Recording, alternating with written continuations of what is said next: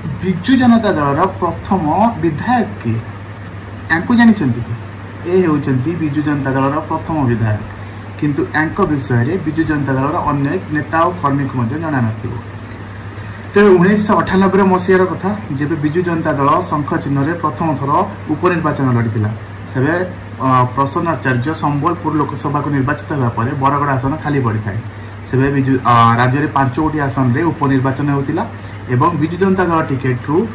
आनंद आचार्य बरगड़ आसन लड़ुते विजयी होते से 5टी उपनिर्वाचन में शासक दल कांग्रेस जानकी वल्लभ पट्टनायक नेतृत्व में 3टी आसन जीति एवं विजु जनता दल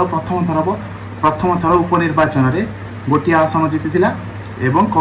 अन्यटी विजु भारतीय जनता पार्टी खाता को जाइथिला। तेरे विजु जनता दल टिकेट रे शंख चिन्ह विधानसभा को निर्वाचित होइतिबा प्रथम विधायक हबार सौभाग्य लाभ करथिले पूजनीय आनंद आचार्य महोदय।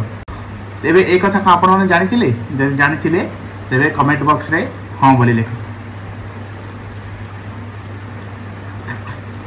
तेबे शंख चिन्ह रे विजु जनता दल टिकेट रु विधानसभा को निर्वाचित होइतिबा प्रथम विधायक हबार सौभाग्य लाभ करथिले पूजनीय आनंद आचार्य महोदय।